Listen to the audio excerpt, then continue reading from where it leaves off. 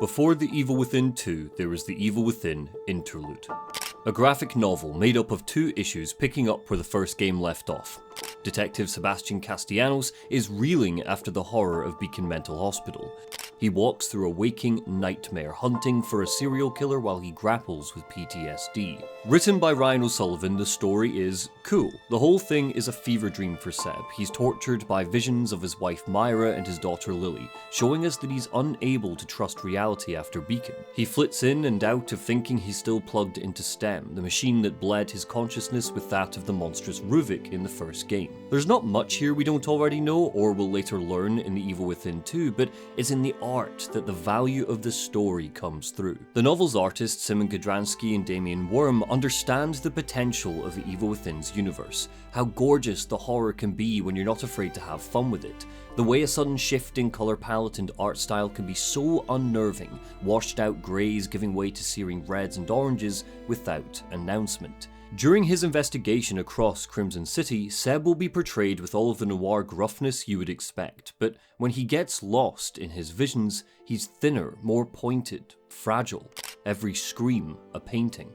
From interviews, it seems like O'Sullivan, Kurdransky and Worm only had surface level knowledge of what The Evil Within 2 would look like just a month after they released their art, but the game has more in common with the graphic novel than you'd think. Both build on the thin characterization Sebastian was given in the first game, both take him and his damage seriously, both prioritise the morbid beauty this franchise can give us. I mean, just look at the announcement trailer they gave us at E3 in 2017. A desperate Sebastian on a personal journey trying to save his daughter Lily from very human-looking monsters, falling through a dreamscape of fire, camera flashes and thick, suffocating milk. Milk? Candle wax? We'll get there. The Evil Within 2's development carried numerous changes. Shinji Mikami passed directorial control over to John Johannes, who led the first game's fantastic DLC. The reason behind this handover was simple. In Mikami's own words, he wanted Tango Gameworks to be, quote, a studio where young and talented creators are given a chance to succeed. John has a lot of talent. An opportunity like this would have come his way sooner or later. The writers changed too, along with the game's engine, to make sure it was a little more stable and a little less janky. Ikumi Nakamura was still the lead concept artist, and all of the monsters and characters were born from her imagination, but there was a shift behind the scenes that you can taste with each passing hour in the game world. If The Evil Within 1 was polarising, dear god, The Evil Within 2 split the fanbase down the middle. Some of us, like me, think Tango Gameworks learned, polished and tightened up the screws of the sequel. I'm glad to see it pull away from homages and recognisable frights and instead really explore the potential inherent in this cool as hell idea for a horror franchise. Others thought the game sucked compared to the first, like this reviewer who said, very sucks game, Evil Within 1 is best game of 2014, but Evil Within 2 is almost worst games at 2017. No horror, no mise-en-scene, and WTF open world, Resident Evil series is not GTA. Or, I really like horrible games, I am big fan of Evil Within, but part 2 was so boring, what happens to this game, it's awful. The idea of charm returns again and again amongst those who really don't like the sequel, and while I agree that the first game has a lot of charm, link to my critique on it is down below next to the subscribe button, I don't think that charm gets lost with its sequel. I think there's a lot of charm in here, even when it occasionally stumbles. Every scream remains a painting, and unfortunately, it looks like it's the last painting we'll get from this franchise. So, let's give the sequel the post-mortem it deserves. Let's look at the good, the bad, and the beautiful. This is a commentary and critique of The Evil Within 2.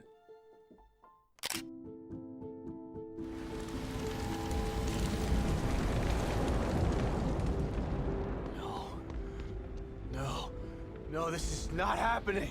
The Evil Within 2 makes a great first impression. We start with fire. The night Sebastian lost his family. He's missing his stubble, fresh-faced and oh god, I hate it, kill it! His house ablaze, desperately racing to the second floor to rescue his daughter Lily, but when he finds her, the game's purposeful sickness explodes in his hands as her flesh peels away and he's left with a moaning corpse. But of course, it was just a nightmare, tutorializing the mechanics and setting up Seb's mental state in case you didn't read the graphic novel, leading into a cutscene that's just too long before we get yet to really engage with the game.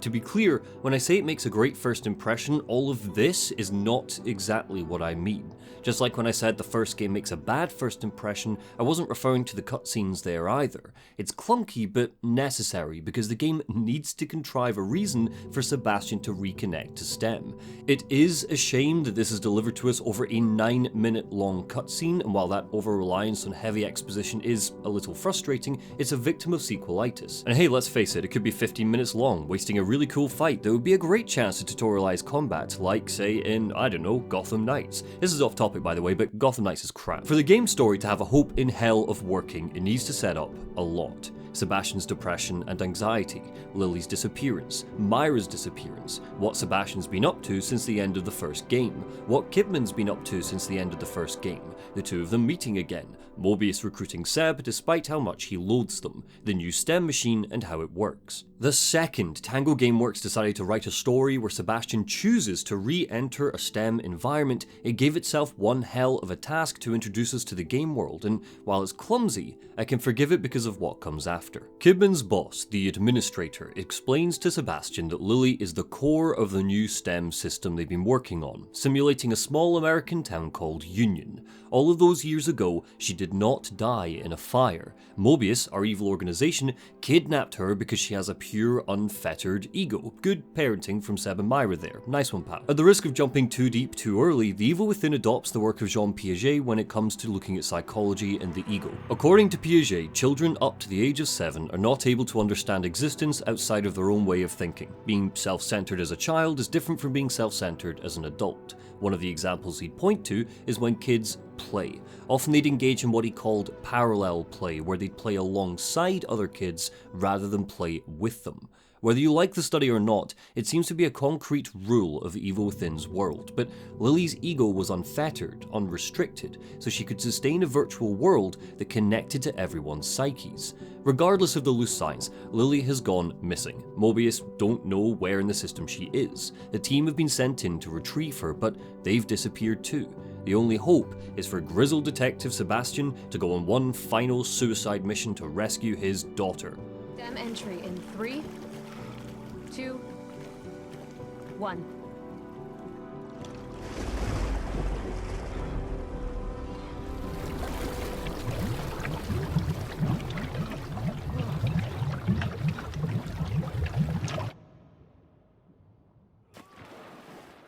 If The Evil Within 1 was upfront about its affection for film, splashing filmisms all over the game any chance it got, with letterboxes and celebrity voice actors, The Evil Within 2 seemed less invested in a cinematic experience and more invested in the potential artistry of games. Anson Mount and Jennifer Carpenter, the original voices for Seb and Kidman, didn't return for the sequel. We still don't exactly know why, but the most likely reason was budget, and whether you prefer the original cast or not, opinions are split, but for the record I don't, the outcome is the same. The Evil Within 2 is a game that casts relative unknowns rather than splurging on film stars for the sake of a few big names. And in a world where Chris Pratt is Mario, don't tell me that's something you dislike. No, instead this game is upfront about its obsession with static beauty, still or slow shots. So many moments could be captured, frozen in time and exhibited in a gallery. The title card alone could be framed and hung on your wall. We'll look at this in more detail later on, but sweet Christ on a stripper pole, The Evil Within 2 read the term beautiful horror, looked its player in the eye and said, yeah, let's do that, again and again. It's not just style for style's sake. The framing of moments like this, where Sebastian falls into STEM, eaten by the black void, has me feeling the same way that graphic novel did when it shriveled him up. He seems so small, so vulnerable, so fragile, a feeling all too necessary after watching him crunch a special agent into a pool table. So, let's get into it.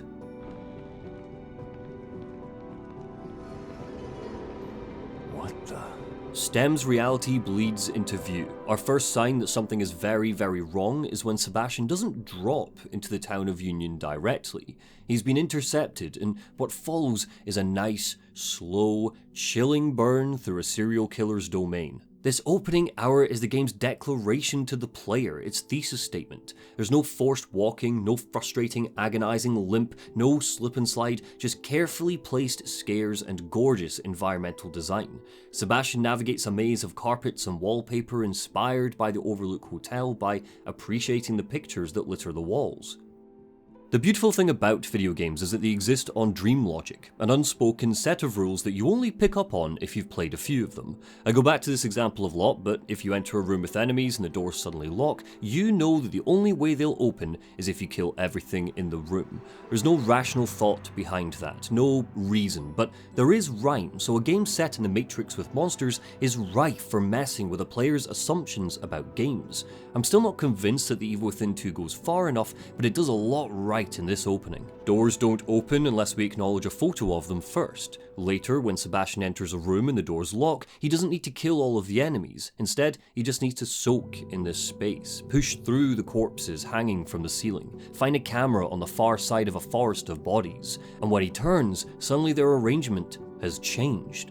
We're taught about the owner of this domain in our first of 3 villains, Stefano, long before we see him, purely through the artistry on display. The fear comes from how purposeful all of this feels. The horror that comes from Stefano isn't rabid like it was with Ruvik, it's particular, handcrafted by an insane artist to tell us something. Stefano is a show-off, a narcissist, and while he's transformed this space into an art gallery, it's more akin to immersive theatre.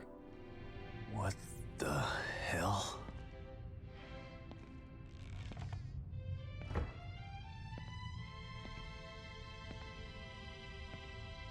That's one of the search team.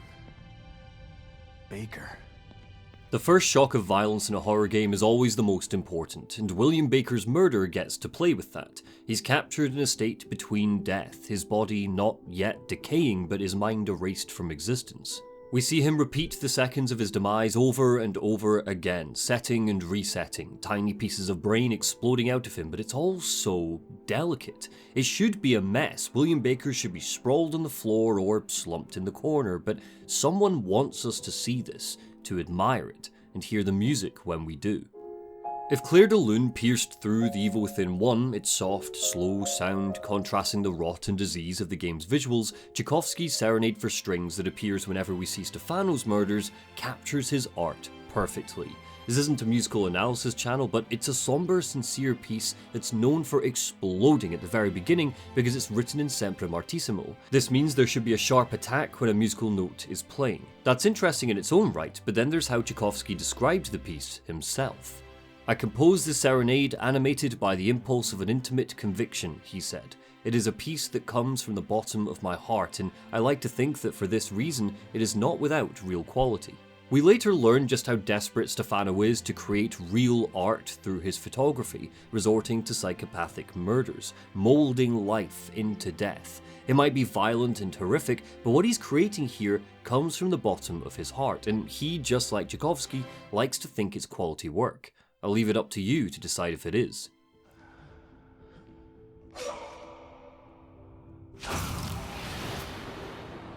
Stefano's House of Horrors doesn't arm you with ways to protect yourself, just like The Evil Within 1's opening didn't, but it's less gimmicky and all the stronger for it. There aren't any major tonal shifts, it's just a slow, weighty wander through a warping, death-filled dreamscape, admiring the art along the way to introduce the player into the tone and vibe that The Evil Within 2 is going for. In a preview interview with Bethesda, John Johannes was clear about where the emphasis was going to be in the sequel. He told them, quote, "There's action there, but there's more psychological horror too." This opening is all about the psychological horror, and the key way The Evil Within 2 differentiates itself from its predecessor is in the fact that nothing is announced to the player. Stuff just happens while we explore. Stefano's photographs change to eyes without a sound, watching us. A random mannequin head falls out of the darkness down the stairs. A body is dragged into a closet. A humongous eye watches us through a lens and then vanishes. You could miss all of this. The game very rarely rips control away from the player to focus on the nightmare, despite how desperate it is for you to feast on the visuals. It's like The Evil Within 2's opening leaped into my brain, scooped out all of my past criticisms, and took them personally. At the end of this section, Seb is chased by the Guardian, a multi-faced behemoth, but even the positioning of a frantic chase sequence is better here. I know, those of you who see my Evil Within 1 critique might be raising an eyebrow, but let me explain. I hate on-rails chase sequences in horror games because they take control and agency away from a player. The level design squeezes you into straight lines and scripted nonsense, so the only way you engage with the horror is by holding up the analog stick for a long time. It's one button press, it's dull, and when it's over, you're bruised by the game's fingerprints because they were all over you the entire time, despite only taking one action, pushing up. This opening doesn't just give you a relentless one-note chase sequence, it's meticulously paced, so there's some variety to slow down or speed up the pace of the chase. The Guardian appears and you need to lose her around some crates. A short rush down a corridor later and Sebastian gets locked in a room. You need to think about how to get out of there and follow the signposting to see a vent for Sebastian to crawl into. The chase isn't technically over, but it has slowed to a nice, tense crawl. And wait, shh. Do you hear that? Nothing. Silence.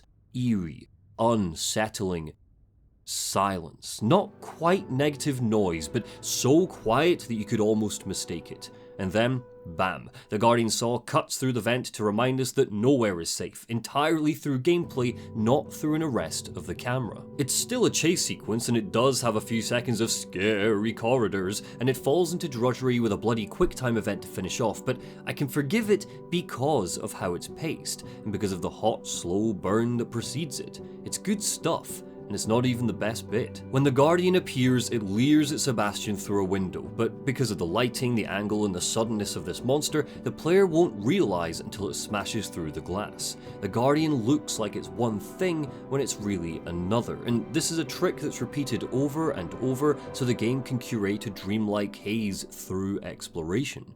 The space loops back in on itself. This familiar stairwell is eerie and unsettling the first time through, but without announcement, Sebastian stumbles back across it while following the path.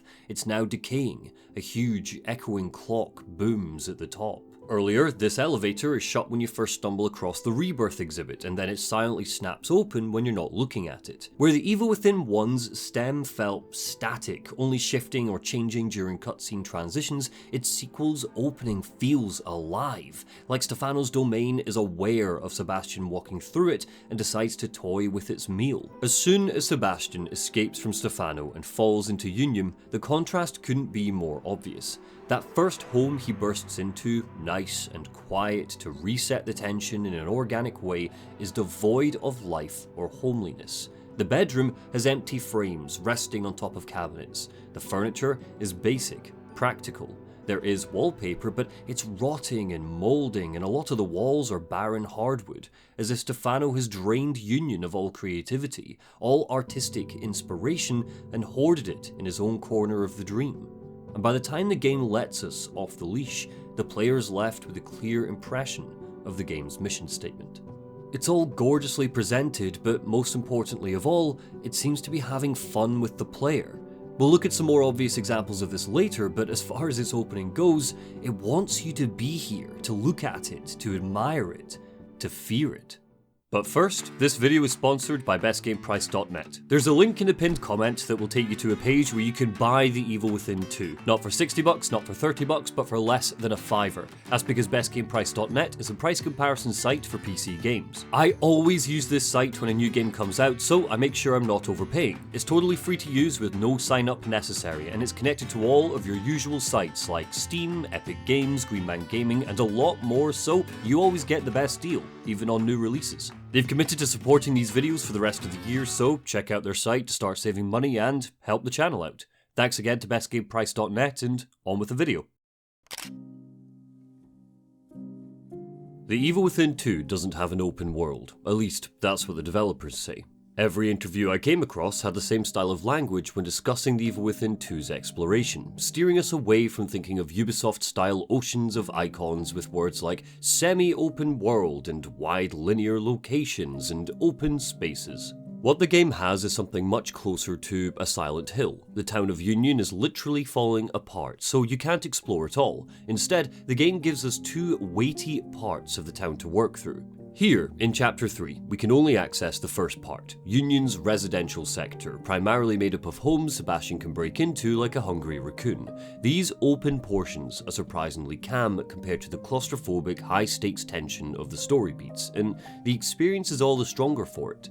In-world events will happen, and there are a handful of side quests dotted throughout the world, but it's not cluttered. Your time in Union is more concentrated on giving the player some downtime to scavenge resources and build a better hero in Sebastian. In a 2017 interview with The Daily Dead, John Johannes told us that this was the point. Quote, "Our first thought was to put in non-stop events and things to do, but we realised the point of these areas was to have a little downtime. Originally they were covered with enemies, and it took a while to figure out a nice balance between having enough things to do to make it worthwhile and not just feel like you're stopping every few seconds. It was tough, but it was fun to play around and mix these ideas into a way that plays good." That emphasis on downtime means Evil Within 2 is a completely different sensation to its predecessor. The first game was loud, full of gore and grime and dirt and shrieking. It refused to regulate its tension. 90% of that game has its dial set to 11, focusing on payoff all the time, rather than anticipation. Think of the slowest moment of the Evil Within, Victoriano Manor. Ruvik appears at random intervals to chase the player for a one-hit kill. You're given an initial warning when he arrives, that blue filter that bleeds on screen. That is your anticipation, but the payoff takes maximum 5 seconds to kick in. There's no time to really embed yourself in the ominous tone. Anticipation, payoff. Anticipation, payoff. Exploring Union's open space is full of anticipation. Silent Hill is the only other horror series I can think of that manages to pull this off as well, and that is because it uses the fog of the town to mask where enemies are, letting your imagination roam with what might be waiting. Every footstep in the town's streets makes you anticipate the next threat. Shockingly, The Evil Within 2 is able to replicate that feeling of anticipation, despite being so clean, shiny looking, and well arranged. There's no fog here. You see the lost roaming the streets from a distance. Maybe they're dragging a corpse onto a pile. Maybe they're just hunting for you, but that means you can anticipate the danger and, if you like, avoid it. Rather than using fog to shroud out the landscape, Union uses its buildings, its trees, its burning cars, and rubble to mask where enemies are. You might see 3 lost in an open space, but there are alleyways and rooftops where others lurk. You can lower your gun. I'm on your side. You're not Mobius. You might not be one of those things, but that doesn't mean you're on my side. Sebastian quickly makes contact with a member of Mobius's rescue team, Liam O'Neill. He's a dick and a coward and the complete opposite of the sort of guy you'd want in your horror team, but that's okay, because Sebastian says exactly what we're thinking. Lucky for you, your partner was willing to sacrifice himself so you could escape. O'Neill gives Seb a communicator that will help him track Lily, pick up on radio signals, and find goodies to help him fight monsters. The next few chapters are basically a big fat excuse to explore Union, bolster ourselves with resources and upgrades, and find Lily. So, while Sebastian embarks on the hunt, let's talk about the Evil Within 2's open-ish world structure. And what better place to start than with the map and the communicator? This thing is doused in best intentions but lackluster execution. Seb can lock onto signals and immediately add markers to our map, keeping track of anything interesting that crops up while he hops garden fences and breaks into houses. It is my firm belief that the communicator should not ping stuff like resources and upgrades onto Sebastian's map. The main quest would be fine, that means we're not wandering Union looking for the next story beat. The safe houses too, that gives the player a safety net so they know where the nearest refuge is. But everything else should be solely locked into the communicator, meaning a player would need to rely on it for their navigation. The way it currently stands, it just unlocks map icons. It would help to keep up the feeling of mystery, of getting lost in Union. It's not too big a space, in fact it's lovely and contained, so you can learn the map after just a couple of goes around the houses. Of course, because of the camera, this pinging system is completely necessary. When Sebastian walks, the camera is still just too close to him, so even though the communicator counts down the distance to our next objective, we can't see it. It sits on Sebastian's waist, just below the camera, so you need to regularly open up the map or open the communicator, both of which grinds him to a halt. I don't need Tango Gameworks to steal Silent Hill's radio crackle, but the communicator never plays tricks on us. It's never a source of a spooky moment. It's incredibly reliable, in fact. No spooky voices come through it unless they're Lily or the echoes of a side quest. It's not a deal breaker, but it is a shame. Please forgive me for what I've done. Please forgive me for what I've done. Please forgive me. Oh my God. Please. I know I've sinned, but not this. Union's design never feels too samey. There are tiny variations in how you navigate and explore, and these variations give opportunities for the game to toy with you. There's verticality here, ladders to climb, fire escapes to clamber up, you can jump on top of a car to give you a moment's peace when running away from the lost, this game's standard enemies, but Sebastian still feels like a horror protagonist. He still feels on the back foot. He's not kicking down ladders or grappling up to rooftops. It's not just long open streets filled with the lost. Union gives us a church, houses, garages, trains, a welcome centre, a diner, all of which are optional. You could go the entire game and ignore every one of these, and each one offers up a different mindset. The trains are long and claustrophobic. Getting trapped in one is terrifying. A garage needs Seb to make himself vulnerable while he opens it up, just to be jumped by the lost hiding inside. This church, one of Union's mood centres, is one of the few ways we're exposed to Father Theodore's underdeveloped cult, which we will get to, but it leads to a completely optional cutscene and a siege of enemies that surround us. The open space might divide Union into two districts, residential and shopping, but it's full of different horror tones, and that makes exploring it a real treat. The onus is on you to uncover what Union is hiding, and that makes the terror feel really organic when you're attacked. John Johannes might have said that the team didn't want to litter Union with non-stop events, but that doesn't mean they got rid of them altogether, and they regularly pop up without announcement. Stefano has hidden cameras in bushes, out of sight, and if we fall into his traps, they'll go off with a flash, triggering a timed slow-motion jump scare. Rather than a shriek and a quick moment of panic, we will see a monster lunge at Seb and slow right down, inches from our face, so we can admire every grisly detail while we steady our aim and fight back. It plays with our expectations, and it's entirely optional. There is a danger that Union could feel too separate from the rest of the game. Its openness completely contrasts the careful linearity of Stefano, Theodore, and Myra's domains, so whenever you're flushed into the next major story beat, they could feel like two different games wedged together. If you think that, I completely understand. It is not a perfect blend purely because of how stark that contrast is. But I do think The Evil Within 2 mitigates how jarring that separation can be. Like a rookie chef trying to add some flavour to a meal, the game coats Union in salt and pepper around every turn. Stefano's cameras make him feel present, even though he's hiding out in his art gallery. Bosses like the Guardian will splash out of a pile of corpses and pursue Sebastian if he can't get to safety or kill it. The entire setup of Chapter 3 works overtime to justify the open world levels. We're exploring the world in an effort to track down Lily, following her from a petrol station to a warehouse. We are fulfilling Sebastian's main objective in the open world. We're not doing busy work like beating up mobsters while the story dangles just out of arm's reach. Yes, Gotham Knights, I'm looking at you, you bucket of shite. There's key character work going into Sebastian too, meaning exploration strengthens the narrative. It doesn't take away from it or bog it down. In this chapter, we enter a house in search of ammo. The walls are tight and grey and peeling, the lights are off, and when we reach the garage, boom, a hospital gurney is just sitting there, as if it was always waiting for us. We went in, but it wasn't the hospital. It was somewhere else. Are you certain that's what you saw? My story's not gonna change, damn it.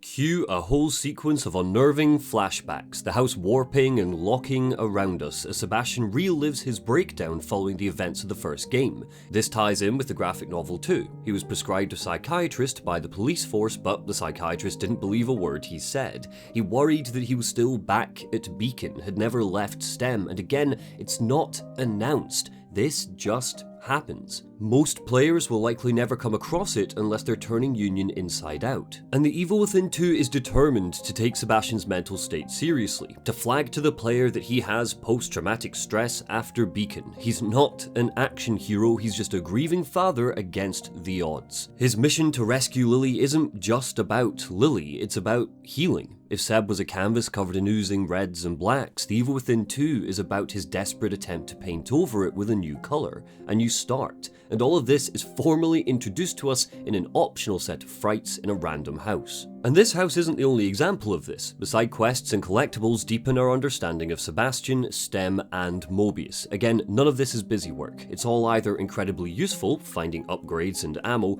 or adds layers to the world. There are 11 projector slides scattered across the game, some in the domains of our various psychopaths, and some in Union. Finding these gives us deep, detailed conversations between Sebastian and Kidman, reminiscing on the hell of their previous adventure, turning their suspicion of each other into a reliance and deep trust. Collecting them all unlocks a tease that Joseph didn't die. He's still out there somewhere, potentially setting him up as the protagonist for The Evil Within 3. Shame then that the third game was scrapped in favour of Ghostwire Tokyo, a title that completely misunderstood what made this game's openness so affecting. In this chapter, Sebastian follows the signal of two Mobius operatives that went rogue. Seeing that Union was crumbling and everyone was turning into a monster, they decided to implement Operation Alpha, a simple mission that boils down to kill everyone, monster or not. The end of this quest gives Seb the best weapon in the game, the laser-sighted handgun that lets us judge our aim better, Resident Evil 4 style, which is great, but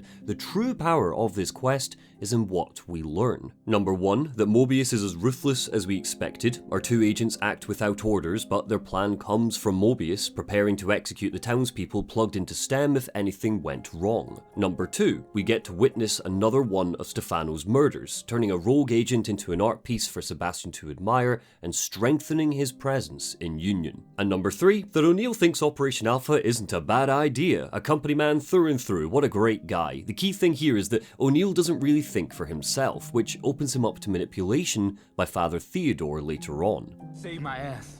I didn't think anyone would come. You're from the search team. How did you end up here? I was looking for something.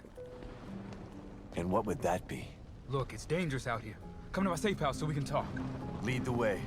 Mercifully, there aren't a lot of side quests, but each one is memorable. Evil Within 2 adopts a quality rather than quantity approach to its objectives. Later, we will randomly encounter Julian Sykes and need to save him from a wave of Lost. If we fail this, Sykes just dies. The game doesn't reset unless we choose to, and we can lock ourselves out of this quest. His story gives us a silencer pistol, the ability to open special Mobius crates, and best of all, there's a real understated sadness to his story. He thinks he's found a way out of Union, but needs our help to set it up. Once he jumps into the bath and tries to escape, he disappears. Maybe he got out, but if we look around, we'll find a recording by a Mobius operative, a recording that Sykes didn't tell us about. It turns out that his experiment had just a 25% chance of success, and if it fails, it means his consciousness gets lost deeper in STEM, lost forever. Sounds like the ingredients for some awesome DLC we never got. Best of all, Union feels fluid without being frustrating. The cameras and the unpredictable structure of exploration keep things feeling frenetic. The skybox is full of floating pieces of the town, meaning it's a feast every single time you stop and drink it in, reinforcing just how small and isolated we are. But the best part is that enemies don't respawn. You can clean Union out and it will only refill with the lost at scripted moments. If you're willing to let loose and empty your ammunition, the space becomes freely explorable, but of course, there's only limited resources, so are you really gonna do that? It's Lily's doll. She's been here.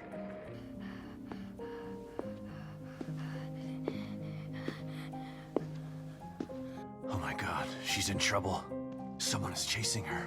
Sebastian makes it to a nearby petrol station and we get a flash of what happened to Lily. We see that someone is chasing her, Stefano. He traces her to City Hall, but that's not on this plane of Union. The only way to get there is by navigating the Marrow, an underground bunker that links the fragmented pieces of the world together. But there's a gas leak down there, so what follows is a forced first-person stealth section underground without our weapons. This is tense, no doubt about it, and it acts as a test for the player to start mastering the game's stealth mechanics, but it's all a little bit gimmicky. It doesn't quite kill the fun because it doesn't overstay its welcome, but the game has a couple of gimmicky moments that feel silly rather than haunting. Another example is when we later encounter Stefano and the game leaps away from slow, unnerving horror for a rip-off of the Scarecrow levels from Arkham Asylum. Look at this. Visually stunning it absolutely is, with the saturated colours and geometric flooring, but scary? No way. One of the best parts of Evil Within 2 is that it casts aside the dumb on-rails transitions that simulated the weirdness of the past, but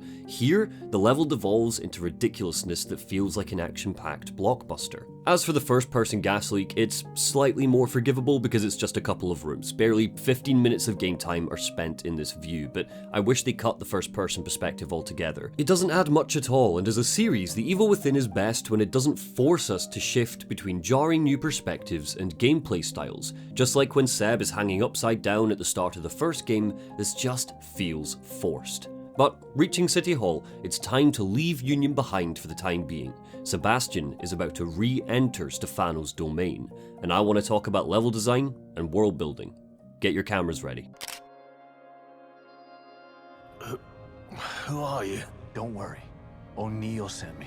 I thought I was the only one left. Reaching City Hall, Sebastian finds another Mobius agent, Harrison. Harrison tells us that it doesn't matter if we find Lily, Union is on the verge of collapse and we won't be able to escape if we don't turn on a stable field emitter. Stefano has stolen it and hidden it here. The weaker the emitter is, the more he can alter the reality of STEM, and he doesn't want to lose that control. What follows is a slow wander through delicately placed art pieces by Stefano, just like the opening. He wants Sebastian to appreciate it. He's trying to make a statement. He creates when only Sebastian destroys, forgetting the fact that he chops people up into little bits first. This will happen a few times. As Seb gets closer to Stefano, he'll need to move through his domain, and as beautiful as it is, I think mechanically it's where The Evil Within 2 drops the ball. The best way I can describe this is that some of its level design isn't interactive. There are no enemies to fight, no danger of dying aside from a boss fight later, and it feels more like Sebastian is lost in an unthreatening haunted house at a theme park rather than a space that wants to devour him. This was affecting and scary in the opening because it introduced us to the Evil Within 2's world. The uncertainty of what was waiting for us meant that we didn't need enemies to fight to heighten the tension, but this is chapter 4, and navigating City Hall doesn't feel dangerous. It's still spooky. The game employs similar tricks to make us feel like City Hall is wrapping itself around us, becoming some ethereal dreamscape that we might not return from, but the player doesn't really do much here. There's a neat puzzle where you find a mannequin and need to set up the scene so it matches a nearby picture. It's not massively challenging, but it's really cool that mechanically the player needs to engage with Stefano's art. However, this is the only puzzle in here and the level is incredibly linear. I've said before that linearity isn't necessarily a problem in survival horror games. After all, the openness of Union offers up enough choice and freedom to carry the whole game, but the fact there's nothing to really do in here is indicative of a wider problem with modern horror. Just look at Layers of Fear for a great example. The space will shift and warp and look crazy, oh my god, look at all this crazy, but if the player doesn't have a way to interact with the game, it detaches them from the horror. Layers of Fear has a small handful of puzzles, but the majority of that game is walking along corridors while stuff happens. It pains me to say that The Evil Within 2 has similar moments. Appreciate the art. Fine. As long as it gets me closer to you, I'll play your game. Take this corridor for example. At the end of it is a message in blood, an instruction from Stefano. Appreciate the art. It feels like this is setting up another puzzle. We're stuck here until we do something, so how do we appreciate the art? Well, we look at Stefano's photos hanging on the walls. We don't interact with them, we don't need to put them in a special order, we just keep the camera on them for a couple of seconds so the game registers that we've seen them. After doing this 6 times, a door unlocks. This on its own would be totally fine. In fact, it would be pretty impactful, but this corridor is repeated again and again in this one level without variation and without payoff. Long, brooding anticipation is phenomenal. I've used the analogy before of a pimple waiting to be popped, but if the pimple doesn't pop, what's the point? In City Hall, The Evil Within 2 devolves into a walking simulator, and that's a heartbreaking waste of the visuals and atmosphere on show. Aside from the god-awful city section, The Evil Within 1 layered its levels with traps that meant navigating the space was always interesting.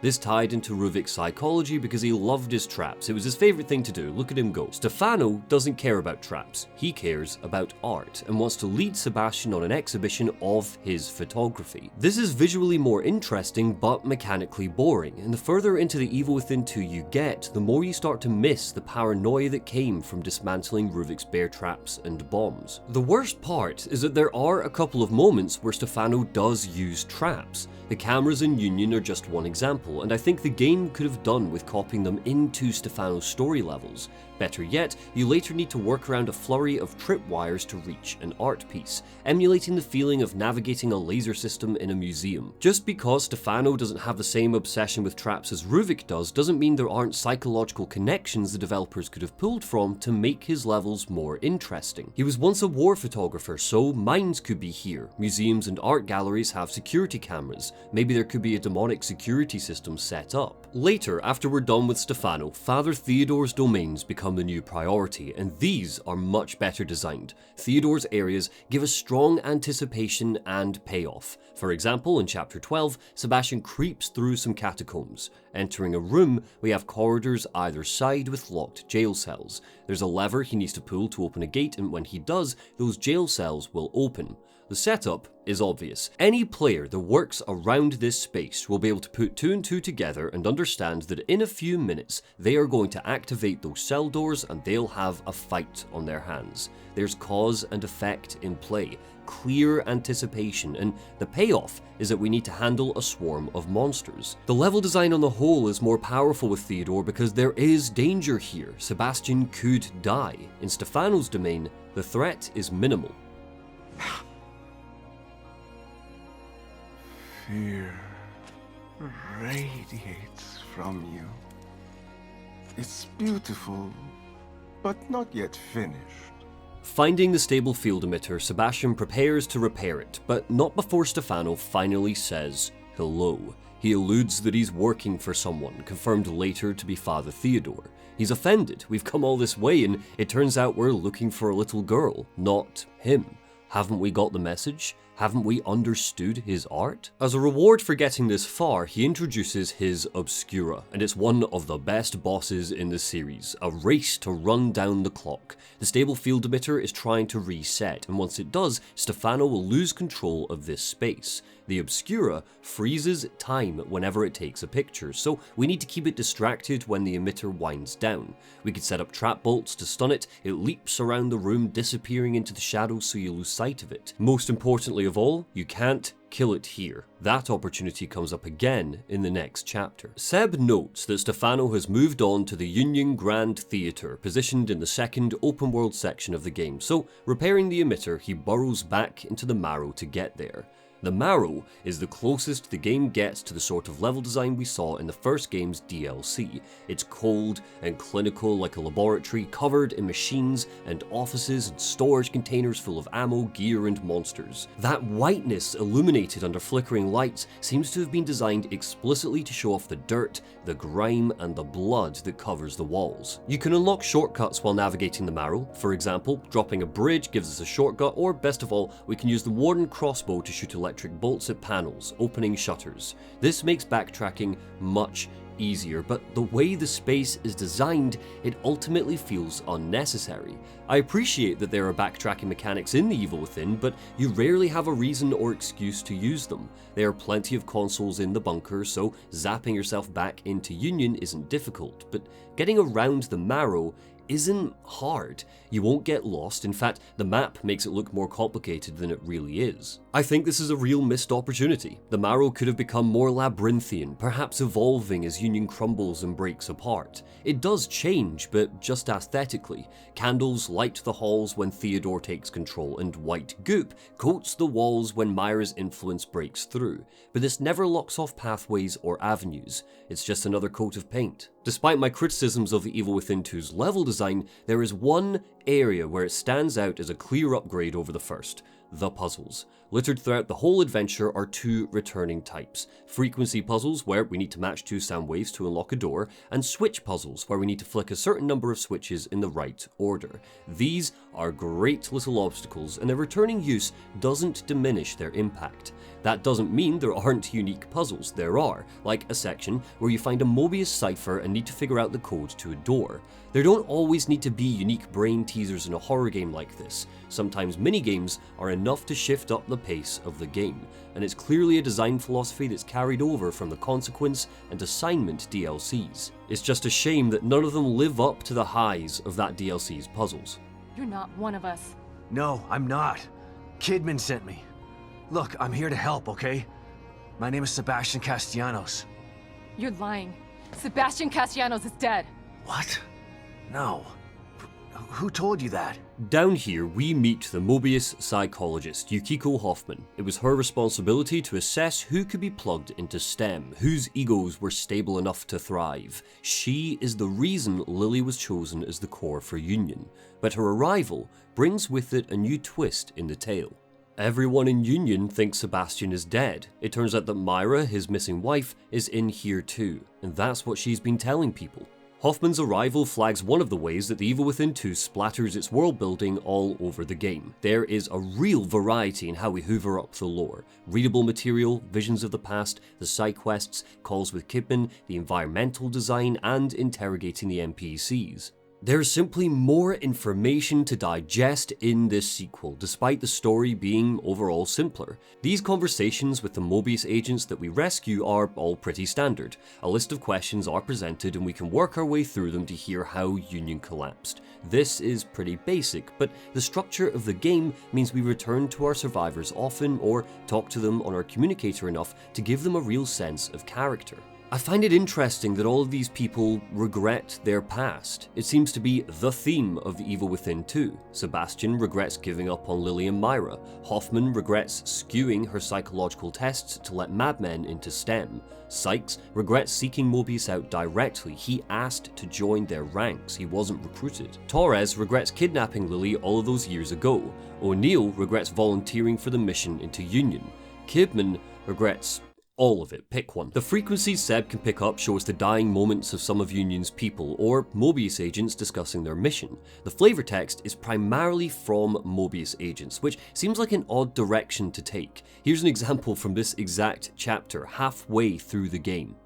It is imperative that a missing core be replaced as soon as possible. A core that has been missing for even a few hours can affect STEM programming. If the core is missing for over 36 hours, emergency protocols must be instituted in order to prevent the core from escaping. Emergency protocols are only accessible for Mobius operatives. Look, you get the idea. The fact of the matter is, Mobius isn't nearly as interesting as The Evil Within seems to think it is. So reading 5 clinical emails in a row about how important it is that the core is secured isn't interesting. What is interesting is Lily and Union. This is a whole simulated town. People had lives here that they completely believed. Their memories were wiped, they were set up in family units, and the whole thing was programmed by Mobius to keep them under control. We get sniffs of information about life here before everything went wrong, but never anything substantial. For example, elections are referenced. 2 Mobius agents were put up for the role of mayor, and a whole election campaign was staged. Perhaps we could have found some papers that traced that campaign, showing that one of the candidates abused his power after he was elected. I can't even remember my own name. I don't know what day it is. I don't even know where I am. God, what's happening to me? We only meet one Union citizen across the game. Inexplicably, this unnamed woman appears in a house, and Seb can go in for a quick conversation with her. How she survived, how she hasn't turned into a monster, it's not explained, despite that having some seriously interesting potential. Perhaps her ego was also too strong, so Stem's influence didn't infect her. Who knows? We're never given any indication as to what Lily's experience was of STEM. Was she given a fake family in Union, a couple of residents who believed she was their daughter because of the memory wipe? A STEM core manifests inside the dream. We know this because that's what happened to Ruvik. So where has Lily been while Union civilization has been working properly? I think this is a fair criticism to make. I mean, I wouldn't put it in the video if I didn't, because that's how videos work, but there's a decent counterbalance to it that I want to address. The lack of information adds to the unknowability of Union. The Evil Within 2 doesn't shroud itself in the same level of mystery as the first game, but there are questions it asks. Where is Lily? How is Myra here? And what happened to Union? That final question is where the intrigue lies, and leaving a lot up to interpretation is where the fun comes into the world building. That's not the only place interpretation and fun come into it. It's time to enter the Grand Theatre.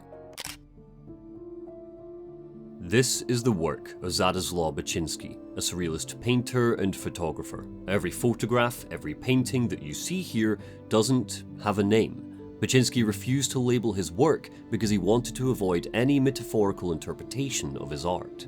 Even when discussing his paintings, Baczynski would reference his photography. There's a great quote where he says, "I wish to paint in such a manner as if I were photographing dreams. And if Baczynski dreams like this, I hope he's not plugged into a STEM system anytime soon." Some of his pieces might make you think of Stefano Valentini. For me, it's this piece. The staging is sensual, a naked woman wrapped in thin rope, like fishnets all over her body. The colouring black and white to remove the kind of flaws and discrepancies colour might illuminate. But the pose of the model is stoic, not sexy, just standing there, and Baczynski has used film negatives to carve her up. There's nothing romantic about this picture, but it feels like there should be. It's wrong. Stefano also carves up photographs so pieces are missing, but his models are never natural. In a past life, he forced them to stretch and flex themselves into difficult positions so he could capture them. In death, he murders them so he can take their picture in that passing moment where they die. Sebastian eventually needs to power through a gallery showing pictures of Lily, wounded, frightened, and you don't need to be a parent to find this chilling. Through Stefano, the Evil Within 2 fulfills its promise to give us very human monsters. Eventually, Sebastian reaches him at the Grand Theatre, where Stefano is waiting to unleash his magnum opus onto us. As we enter, we see tonight's show advertised on the side. A father's nightmare. Stefano wants to scare us, because when we're scared, we become the ideal sculpture. I commend you for making it this far.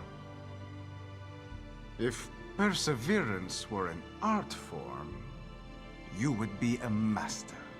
But here's a question, and I absolutely welcome answers in the comments, so have fun with it. What is Stefano trying to say through his art? Well, here's my answer.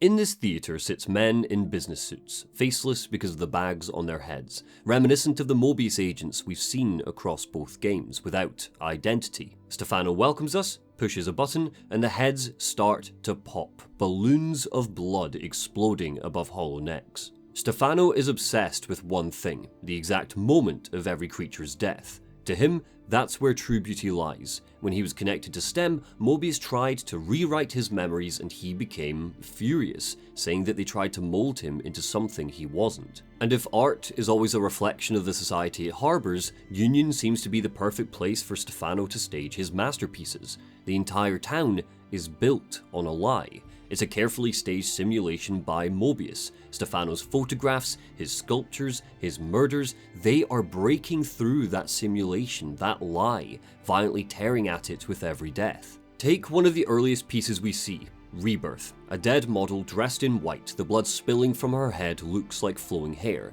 The many arms and hands reaching out behind her look like wings. Through Stefano, this NPC who had her memories wiped and filled with fake nonsense has ascended beyond Union. She's been reborn in death, outside of the simulation. Regardless, Sebastian pursues him deeper, and eventually, we get our boss fight. No more games. Agreed. You're beginning to bore me. Fighting Stefano is simple, but that's kind of where the beauty lies. Despite the fantastical backdrop and the gigantic lens eye watching us from above, this is a duel. It would be all too easy for the team to mutate Stefano into some massive abomination that ran around an arena, but they keep him understated. He's just a guy, a serial killer that murders with a knife and a camera, and the glorious, systematic build-up to this confrontation makes that scarier than any gooey monster the game could throw at us. As he dies, his obsession keeps him clinging to life just a little bit longer, coming out in a really human moment where he asks where his camera is, believing it might transcend him from Union's fakery one last time. It's really neat character writing because All of this, how we interpret his sculptures, tied with how badly he wants to be photographed as he dies, solidifies his relationship with Father Theodore's cult. Stefano truly believes, because of the support of Father Theodore, that it's through his art he'll be reborn after death. He's a sicko and a psychopath, but it's kinda sad when you think about it. I'm not a serial killer, I promise. With Stefano dead, Lily finally appears, but Sebastian's worst fears come true. She doesn't want him. She thinks he's dead, and this is just another vision conjured by the dream. And then, our grand reveal happens. Come to Mother, Lily. I will protect you. Myra? Milky Myra appears. I am not sorry for that turn of phrase, it will become important later. Thankfully, Sebastian immediately recognizes Myra, so there's no contrived mystery here that he doesn't know who she is. He knows, and now we know what happened to her. She's here, in Union. Her form has been warped and corrupted by the nightmare. With barely a whisper, she grabs Lily and Stefano's domain crumbles, sending Sebastian underground. And when he awakens, he's in his safe room. So let's talk about what's changed here and the game's approach to resource management, because it is very different from the Evil Within 1. Sebastian's safe room looks safer than it did in Beacon. There, it was a corrosive environment that degraded over time, peeling back the closer we got to Ruvik to show that even there Ruvik might be able to exert some influence. But in the Evil Within 2, this space becomes calmer, more collected. Again, the Evil Within 2 operates in colours to communicate tone to us, and the chilled out beiges and browns make it seem like an IKEA office rather than Beacon's insane asylum. I like this change a lot. Again, the contrast makes the truly horrifying moments stand out. That contrast of tones also comes through in the fact the game starts to feel playful during our moments of safety. Case in point is in Tatiana and the shooting gallery. You're the best around, detective. And nothing's ever gonna keep me down. Tatiana, our mysterious nurse from before, returns for explicable reasons, and this time she's brought a real sense of humour with her. Whenever you sit down to upgrade Sebastian, she'll make jokes like, "How am I ever gonna get my nails done if you keep interrupting me?" She's more soothing than she was in the first game, and that counterbalance to the horrific freaks waiting in the game world makes upgrading Seb more enjoyable. Yes, the terrifying spider chair is here to stab Sebastian in the brain, but the focus isn't on that anymore. It fades into the background. The focus is now in Tatiana's sarcasm and the medical charts where she sketched up our skill tree. She's here as Sebastian's defense mechanism, dredged up from his suppressed trauma and plopped into Union so he has someone to talk to about how he's feeling. He doesn't feel comfortable discussing his PTSD with Kidman because he knows Mobius is listening in, and through the brief conversations between the detective and the nurse, the game gets to channel this vulnerability in the choir moments. It's great stuff. The game openly steals the shooting range from the Resident Evil 4, and fair play, that was Shinji Mikami's baby, and while he might not be the creative director of this game, he's still the producer. He can steal from himself all he likes. Topping your high score gives Seb fun prizes like crafting parts, ammunition, and more, and I can count on both hands the amount of times I jumped in here to quickly stock up when I was just short on what I needed to add something cool to Sebastian's arsenal. Elsewhere, there's Stefano's macabre sense of humour, Sebastian's done with everything attitude, and we even drink coffee to refill our health for God's sake. The Evil Within 2 could not be more clear that this is not like its predecessor tonally, and while I understand if you think that means it's lost some charm, I don't. I think there's more charm here. I laughed at The Evil Within 1. I'm laughing with The Evil Within 2. In a 2017 interview with PlayStation Blog, Pete Hines said, quote, "I think the other thing that John Johannes and the team really focus on is the notion that a survival horror game can't just be terrifying non-stop. You need downtime. If you put a player into that kind of environment, after 2 hours you're just desensitized to all of it. You're like, yeah, it's all horrifying, it's all terrible, whatever, I'm scared." Overall, the balancing feels more fine-tuned in the sequel. Sebastian still has a stamina bar to keep up the tension when running away from enemies, but his lungs have gotten a wee upgrade so he doesn't stop in his tracks after just 3 seconds anymore. Instead, he's got a whopping 13 at the start of the game, a necessity for getting around the open spaces. The same goes for the sway when aiming his weapon. It's been reduced from 5 degrees to 3. His pocket sizes have increased as well. He is a 30-year-old man, so he's finally stopped wearing skinny jeans. In the first game, handgun ammunition was capped at 6 bullets until you invested upgrade currency into them. This didn't gel with the ambush-heavy encounters littered throughout the early game, because it would mean you don't have enough bullets to take down enemies, even if you've been conserving ammo. The Evil Within 2 simply tightens up the screws, so scrappy play is still a priority, but it's better balanced to remove the frustration and jank that turn people off of the first game. It gives the player more opportunities to plan ahead.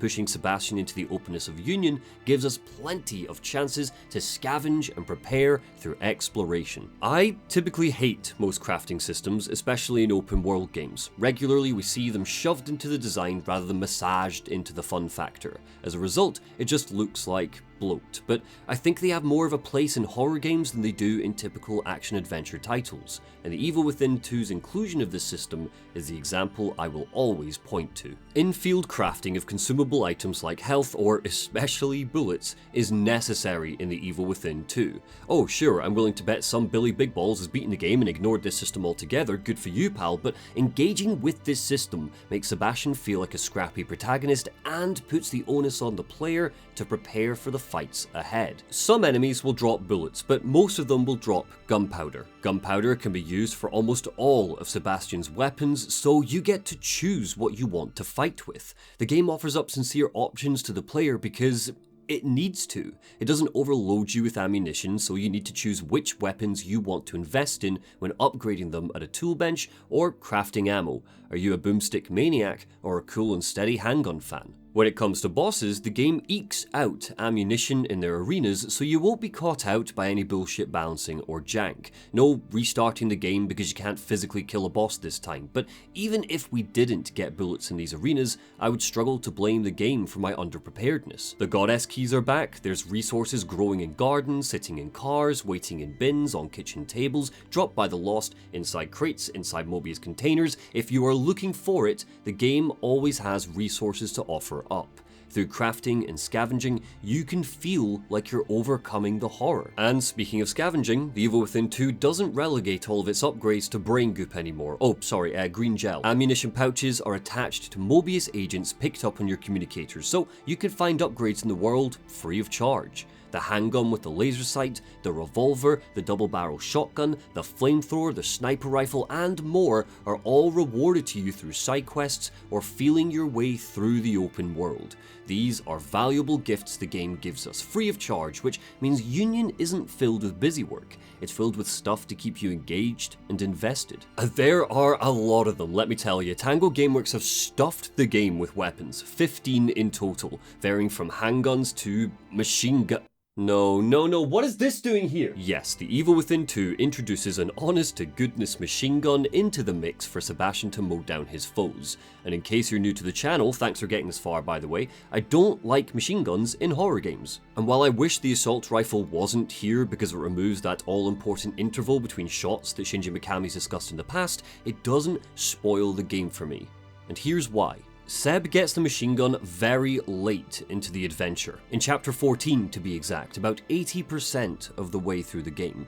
Without upgrades, it does minimal damage, requiring a full clip to kill a standard grunt, where 2 headshots from a handgun would usually suffice. The introduction of this weapon is so late that even if you went back into Union to scavenge stuff to upgrade it, you wouldn't have a fully powered Rattler before the final boss. And even then, bullets for it are so scarce you are forced to craft them, and each bullet uses a big chunk of your gunpowder, so having a full clip is rarely going to happen. In hindsight, the inclusion of the machine gun kind of feels like a joke, like Bloodborne's shield. Hey, here's an assault rifle, what's that? It's weak as hell, there's hardly any ammo for it, and it's too late to truly upgrade it? Whoopsie! Regardless of the machine gun, this is a game where you get to invest time and energy into what your Seb feels like with a gun in his hand. The same goes for Sebastian's skill set. There's not much to break down here. Again, the balancing of how much brain goop is needed to strengthen Seb or unlock useful skills is more refined. One ability lets you do a stealth rush, another kicks an enemy back. There's creativity in play, and the more creative a player feels in a horror game, the more invested they are in the world, the combat, and most importantly, the moment-to-moment tension. The Evil Within 2 just feels more fun to play than its predecessor, and personally, I don't subscribe to the belief that a horror game needs to be frustrating to be scary. I've been waiting for you. Who the hell are you? My followers call me Father Theodore. I hope that you will call me that too, friend. I don't think it's fair to say The Evil Within 2 dips in quality after Stefano dies, but there is something weaker about it once it reaches the 70% mark. And yeah, 70% is right. Stefano is our villain for 70% of this game. Almost every aspect of the horror stems from him and his rampage through Union. We're attacked by a spunk monster in the marrow to foreshadow Myra, and Theodore is referenced by Stefano in passing, but it's too loose to feel appropriately weighted, especially because he's one of the game's primary antagonists. To put this into perspective, imagine if I released a game critique and waited until the 70% mark to talk about combat.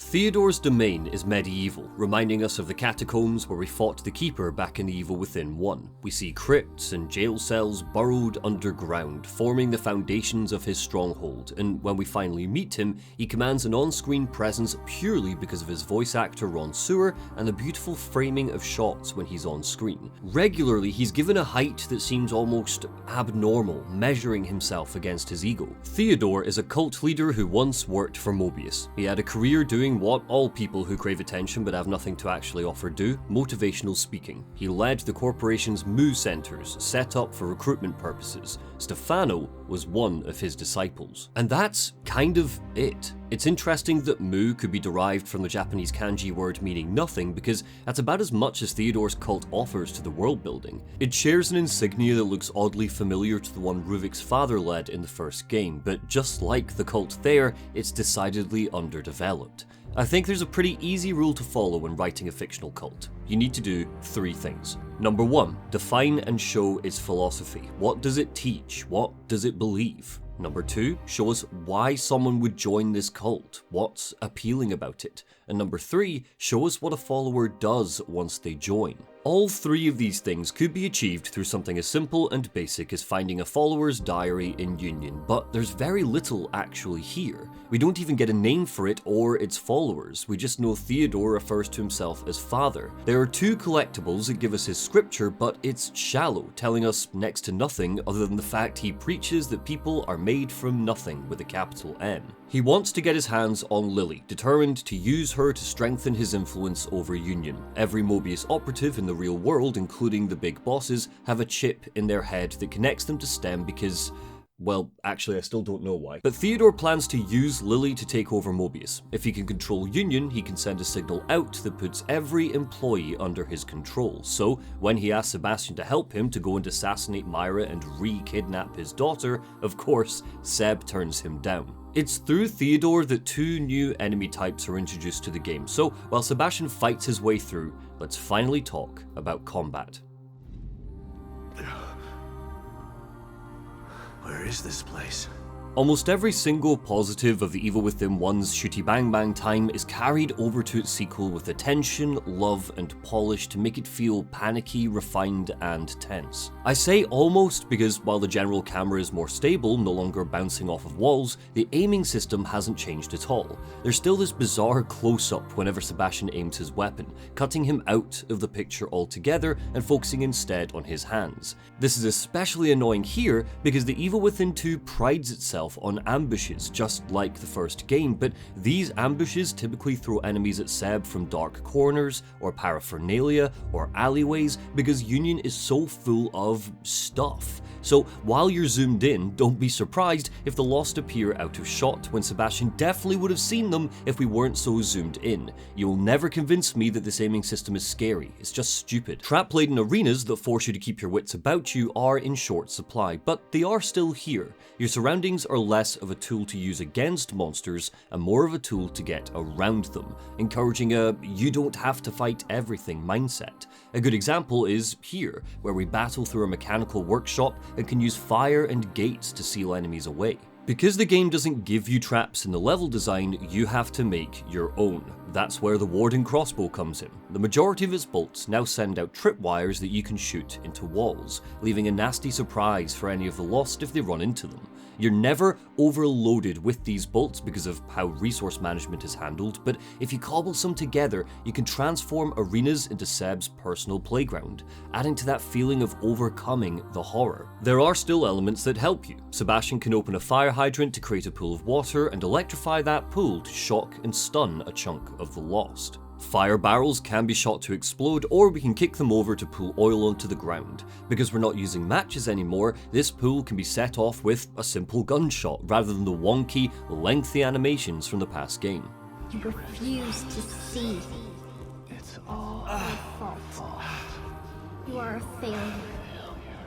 On the whole, it seems like the development team have made it a priority to make the combat as user-friendly as possible this time through. Melee attacks don't have a full wind-up animation, they're more immediate. The latency and delayed input is still there, but it feels minute and purposeful rather than full half seconds ticking over between button presses. You can bring up the weapon wheel and it freezes time while you tinker, craft and choose your weapon. It doesn't just slow it down now. That last one, I think, is a bit of a shame. I understand why it's here, you'll never have anyone to blame but yourself if you run out of ammunition, but I liked the fact the weapon wheel just slowed time down. Combined with the way the enemies and encounters have been designed, it means you would need to make sure you're prepared for every fight before plunging into the blood and guts, playing proactively rather than reactively. And yes, fire is no longer a priority. The matchbook system is gone completely, primarily because many of Union's monsters aren't especially weak to fire. In fact, some of them are impervious to it. Flames were incredibly important to Ruvik's story, leaving him scarred and terrified as a child, so the first game cleverly blended its combat with the core of its tale.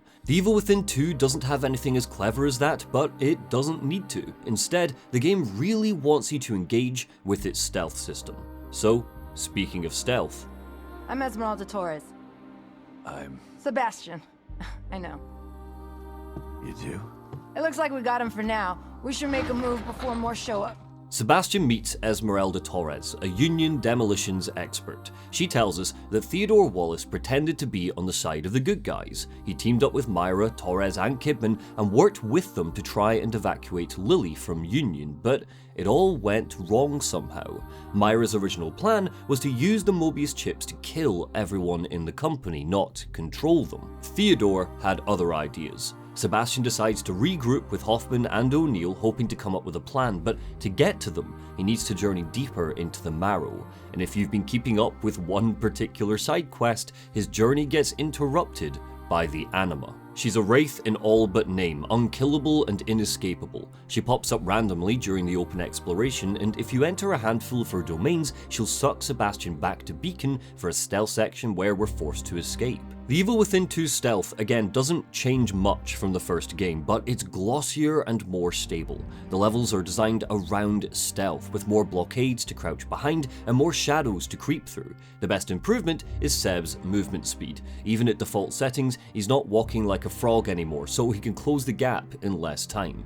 If you want to really invest in a stealthy Sebastian, you can upgrade how much noise he makes, how quickly he moves, and even let him stab out of cover. None of this is groundbreaking. I'm hardly going to ask for the stealth system to be the foundation of a new Splinter Cell, but it feels like Tango Gameworks heard the criticisms and used The Last of Us as a blueprint. And if that's true, if Tango did use The Last of Us as a blueprint, I am so thankful that it did not steal listen mode as well. Seeing monsters through walls, even if it was locked behind an upgrade, would take a lot of the fun out of the fantastic sound design. When your Sebastian is hunched down, watching as the Lost erratically trip around the space, sniffing you out, that uncertainty of where all of the enemies are adds to the terror. It all comes back to anticipation. It seems to be the Evil Within 2's utmost priority, and where the first game tosses stealth out of the window by the 70% mark, the Evil Within 2 sticks with it. You can scavenge a silenced pistol as well that does much less damage but doesn't alert the Lost to your presence, meaning you can pick a couple off at a distance and thin their numbers. Bottles are all over the map, available to toss and distract enemies, but Seb can stack up to 5 at any one time, so you can gather a few as part of your preparation. The Evil Within 2 rewards patience, taking your time, either in the open sections to gather ammo and gear, or in second-to-second stealth play. The source of my pain is me. The part of me still stuck in STEM. Never getting out. No. I'm wrong. I will get out. But without you... After facing the anima for the third time, Sebastian finds himself. The part of himself that he left behind in Beacon. The part that woke up every night scared and afraid that he was still trapped in STEM. He carries a lot of baggage into Union, and if you engage with the little side stories and activities, this evolves beyond an angry dad simulator. It becomes a tale about a man battling his personal demons as well as the nightmares conjured by a bunch of psychopaths. He swallows, and with a single bullet, makes a breakthrough in that battle. In this nightmare, Sebastian finds the beginning of his healing journey, but it's not over, not by a long shot. The paranoia remains. We find a letter from the chief of police, his old boss, confirming Sebastian's suspicions, that his therapist was on Mobius's payroll. The sad thing is that this letter isn't real. It can't be. Sebastian thinks he's found proof that his therapist was corrupt, but there's no reason for it to be in Union. There's no confirmation either way, but I choose to see this letter as something Sebastian brought into Union with him. He still has unresolved issues. Stay out of my way, Sebastian. O'Neill, what happened? Theodore showed me the way. I am his now. I helped him hide. And in exchange, he gave me a new life. We eventually track Hoffman and O'Neill down deeper into the labs beneath Union, but something has happened to O'Neill. Theodore got his claws into him and transformed him, promising to take away his fear, his cowardice, so long as he built another stable field emitter, one to hide Theodore a layer deeper inside STEM. He wants to be far away from Seb. He talks a big game, but he's running scared.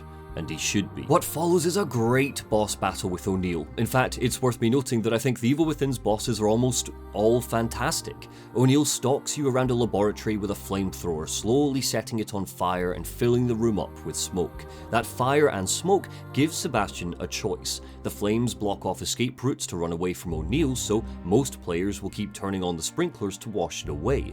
But the smoke can also be useful. Halfway through the fight, O'Neill rips off his mask and he's suddenly able to detect you much easier, so stealth becomes less of a go-to strategy. That is, unless you wait for the room to fill up with smoke, because when it does, his vision gets clouded and you can sneak up on him. It's a brilliant fight, and O'Neill talks aloud to Theodore while he hunts you, which makes our big bad feel present in the battle. And thank God, because this is as close as we ever get to facing him, because his boss, at least mechanically, is a disappointment.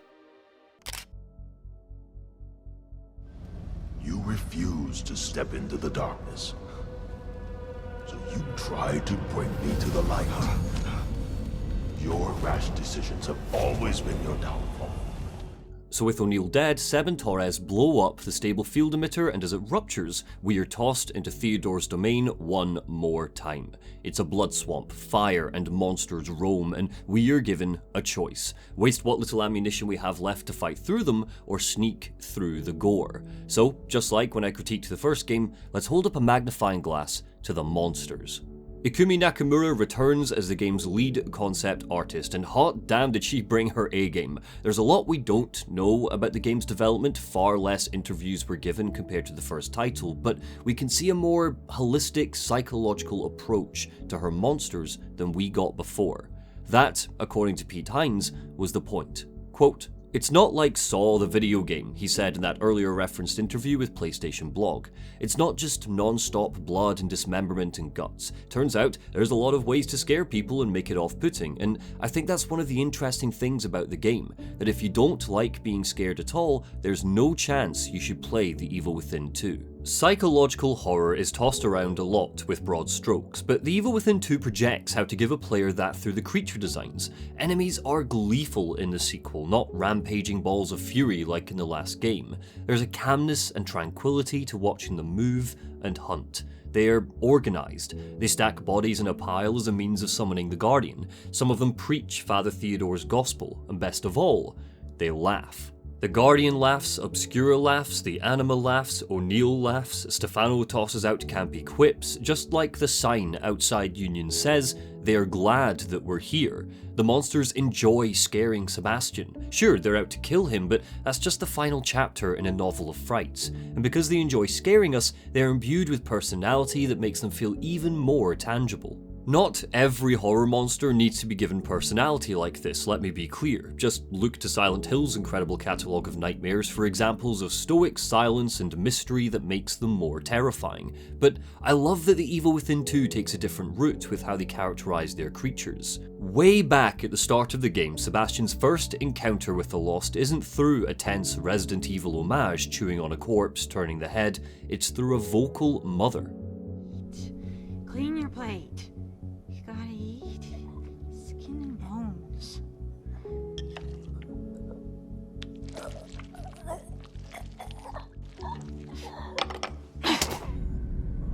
I said eat! We see her rush home, enter the kitchen and force feed her dying son with some misshapen, lumpy gruel, telling him to eat, shrieking at him that he needs to fatten up. Before we fire our first shot, we're shown that the Lost are thinking and feeling, they plot and plan. There are plenty of moments where they'll hide in grass or under cars, jumping Sebastian when he gets closer, that shows a real level of intelligence that keeps up the creep factor. They seem to be morphing and warping, bleeding into themselves through a hot white substance. Regularly we'll see faces growing on their thighs or gloopy tentacles bursting out of their heads when you split them open. The Evil Within 2 is a wet game, mainly because of how astonishing the lighting is. Everything is shiny and fluid looking, and that's reinforced in how the Lost move. Why exactly the Lost look like this, rather than the standard haunted we encountered in the previous title, is never directly explained, but I think it's supposed to come from Myra. The white goo is called psychoplasm, and it's the rupturing of STEM that's caused these transformations, but we know Myra is a dominant force in STEM. She's the reason Lily was removed as the core, so most of these macabre, twisted creatures can be traced back to her, and the thick, white, drizzling slime that follows her. What's especially cool about the Lost is that they come in all shapes and sizes that connect them to a different big bad. The hysterics are all women, dressed from head to toe in white, and they don't seem to be melting like the regular Lost. Considering Stefano's history with female models, I think it's fair to say they're not old residents of Union. Instead, they're drummed up from his psyche. Disciples come from Theodore Wallace. When not in combat, they can be found praying to Mu altars and are presumably what happened to the Union members who threw themselves into Theodore's cult. They can randomly light themselves on fire, which makes them immune to stealth and flames. We see a group of Lost get incinerated in his lair, and from those ashes rise the Disciples, stolen from Myra's control and converted into Theodore's people, which is a really neat and subtle way of reinforcing the two factions of Union. It's Theodore versus Myra, a battle for Union souls. Gluttons are also followers of Theodore, tying to the religious imagery of greed and sin. They patrol this swamp of blood and have an astronomical speed when alerted to Sebastian's presence, puffing themselves up the closer they get and kamikazing themselves all over Seb. The albedo are Myra's grunts that only appear for the last hour of the game. They're late stage in their evolution, and where the hysterics are predominantly women, the albedo are prominently men. Tiny hands seem to grow from them rather than the faces of regular Lost, and as grotesque as they are in-game, there's something really disturbing about their concept art. During gameplay, they're crusty and dry like an infected scab. Some of them even have frozen into crumbling statues, but it looks like the original plan was to double down on the goo factor. Elsewhere, that fluidity returns, especially in the late-stage evolutions of the Lost. Spawn seem to be two bodies fused together and they split open to form a wide gash that can gobble us up. Lament could be a combination of up to 4 Lost, and we see them get excitable when they spot us. Where a classic monster would just charge Seb, the Lament embraced the gleefulness we talked about earlier, and the Lost that combined to form them, again, seem to have once been women. With Myra's creations, there seems to be a real link back to motherhood and femininity, and I'll talk about what that means in a minute, but first, back to the story. You are doomed to repeat the mistakes of the past, unless you join. Do that, and I can make your dreams come true. Finding Wallace again, he tricks Sebastian into shooting Esmeralda Torres. He blacks out, awakening in his family home from all those years ago. There's no fire here, no burning, it's day outside, it's peaceful. This scene is where The Evil Within 2 finds its heart, where it grabs the player and asks you to be emotionally invested in Sebastian's grief, his trauma, his guilt. If the first game Seb felt paint by numbers, The Evil Within 2 finds the gall to at least start colouring him in. He finds a letter from Myra, her last letter before she left him to infiltrate Mobius, and while music, the lighting, the performance, and the writing is really strong here, how you feel about this scene will likely come from how invested you've been in the optional storytelling. If you find the beacon flashbacks and pick up the projector slides and give Sebastian the chance to talk to Tatiana about how he's feeling, this will feel like a really powerful culmination of where he's been and where he's going. But I couldn't protect her. How could you? Mobius are a force of nature. What you're doing, it's like blaming yourself for an earthquake. It wasn't your fault. An apparition of Myra appears, his consciousness telling him it's finally time to forgive himself. He suffered and battled through countless nightmares long before the first game, but as Seb wakes up, leaving behind this peaceful vision of Myra, he's got new resolve.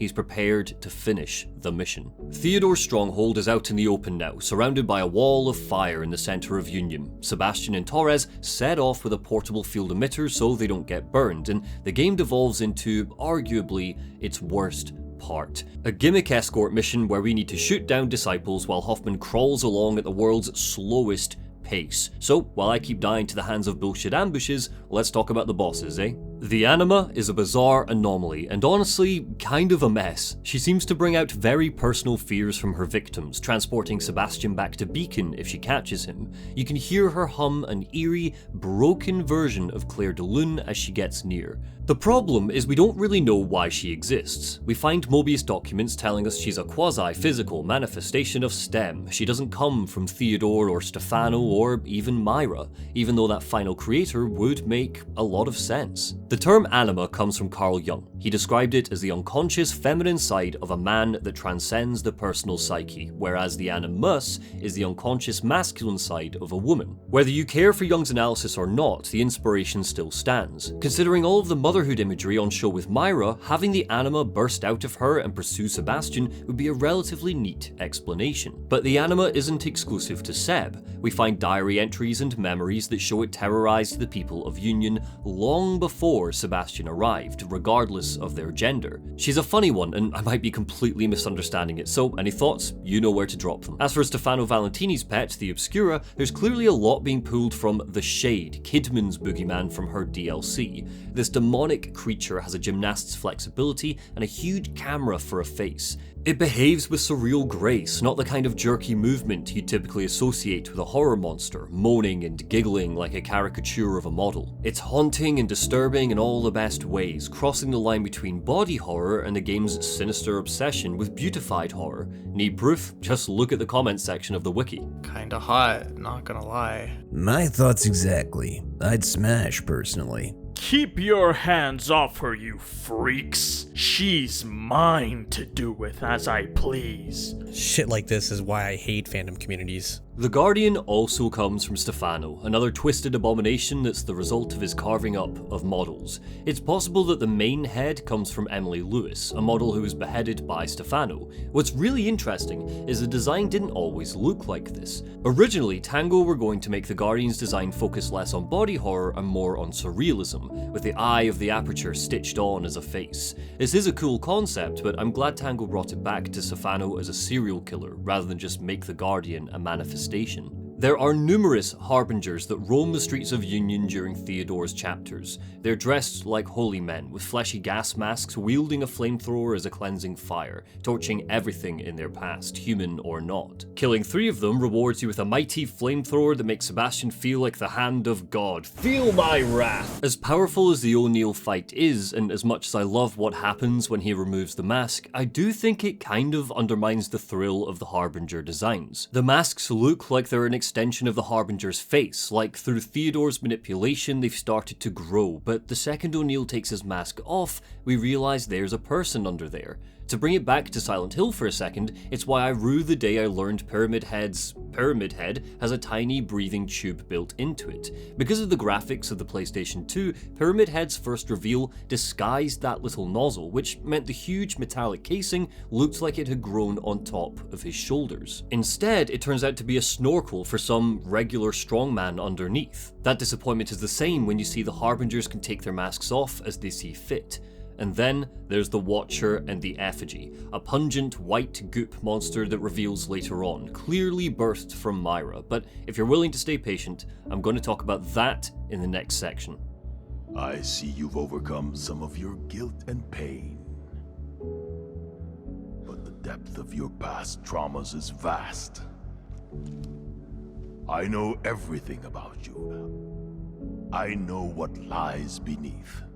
At the end of their escort mission, Hoffman dies, grabbed by Theodore's minions at the last second and burned to a crisp. Sebastian is finally alone, the last survivor of Union. Reaching Theodore, who's built a stairway to heaven to hide behind, he summons a vision of Lily for Sebastian to confront, but he didn't plan for this newer, stronger Sebastian. That conversation with Myra did wonders.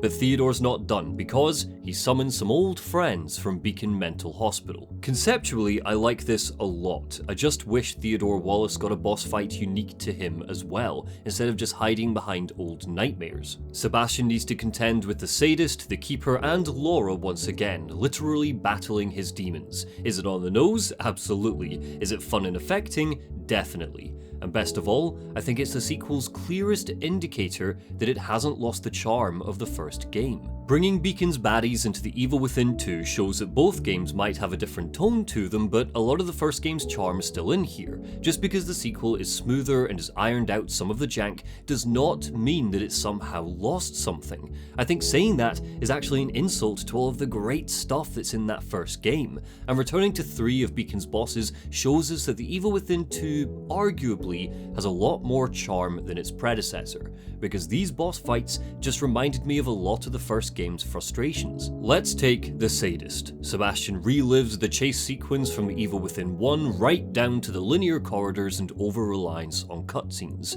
Pushing up on the analog stick has never been more scary. But the Sadist isn't a boss fight this time, not really. Sebastian's more hardened, more confident, so he nicks the chainsaw and slices him up, Evil Dead style, just the way God intended. Then we get the Keeper, but just like the very end of the first game, it's a pretty basic boxing match where old Safehead has cloned himself. 2 Keepers, spooky. And then Laura appears. Hi honey, but this time I have a flamethrower. Revenge never tasted so sweet. I'm being flippant, but I do love the fight with Beacon's monsters. Thematically, it makes complete sense. It's a momentary power trip if you've played cautiously and carefully, especially if you take the time to get the flamethrower, and it combines gameplay with storytelling to show Sebastian is overcoming his deeply set fears of the past. But the positioning of it in this story, after the eye-watering design of the Obscura, or the human fear of Stefano, or the tense battle with O'Neill, means you see The Evil Within 2 as superior to the first game in how it handles its monsters and its nightmares.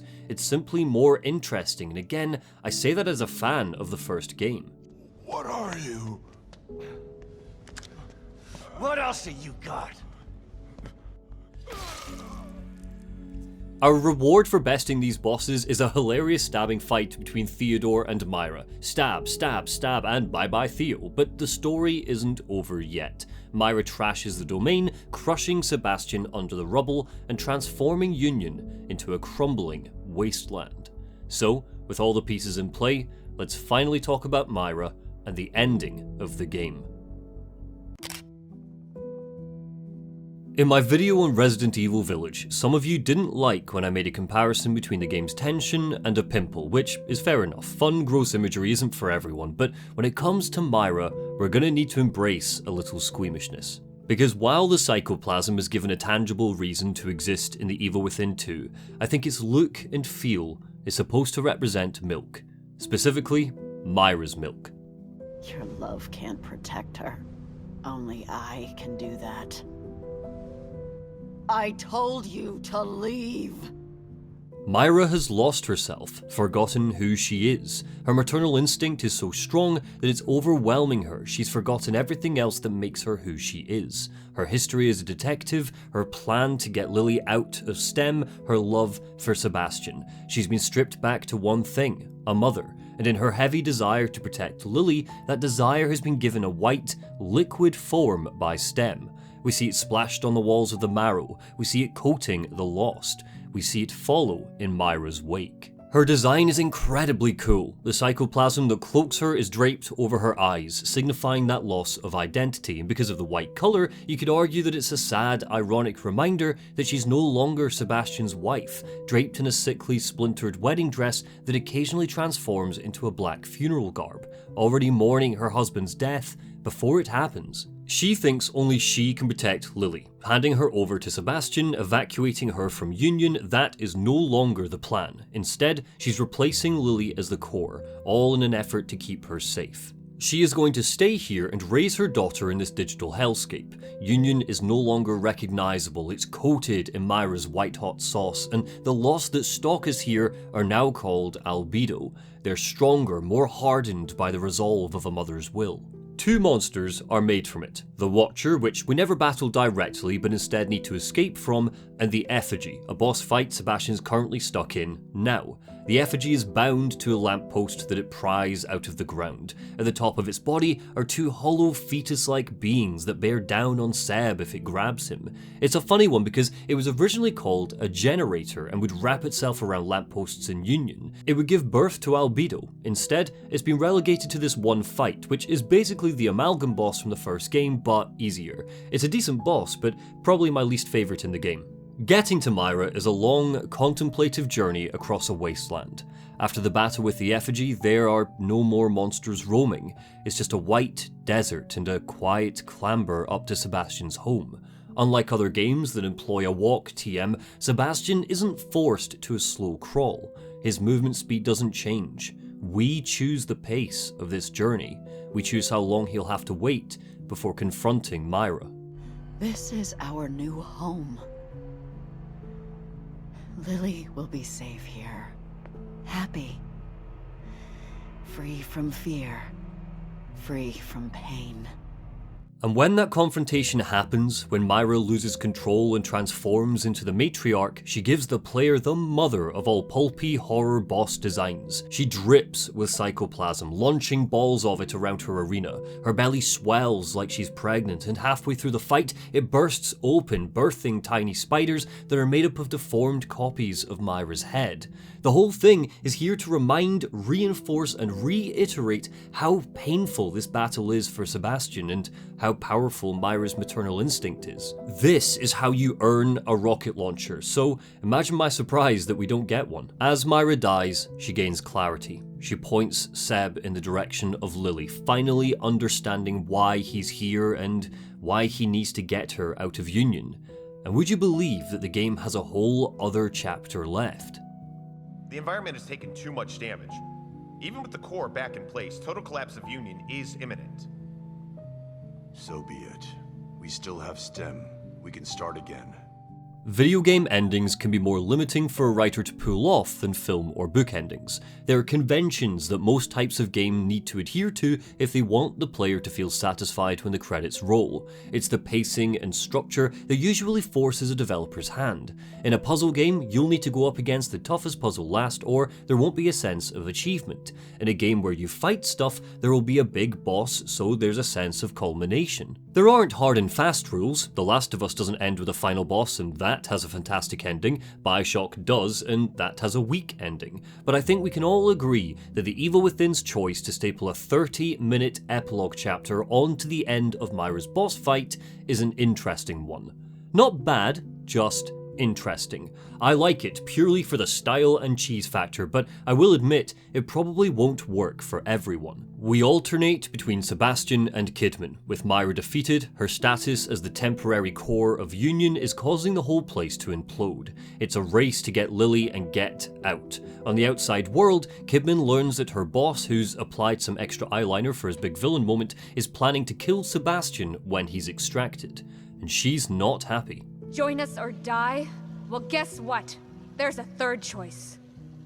And that's fuck you! It's slick and fun as we watch the transitions between the series' two protagonists. When we take control of Kidman, she's crouched behind cover, shooting Mobius agents. It's tonal whiplash, none of this is horror. At best, it's turned into a sci-fi action romp. But the reason why that's okay is because we've already overcome the horror. It's like the classic countdown sequences at the end of Resident Evil games. We beat the monsters, we faced the nightmares. This action set piece is our reward.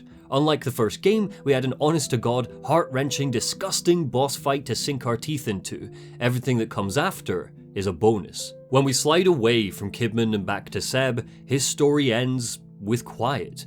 He's back in the house where it all started, a recreation that Myra built to keep Lily safe. She is still alive. Sebastian sees the possibility to get out with all of his family intact, but Myra knows that she can't leave now.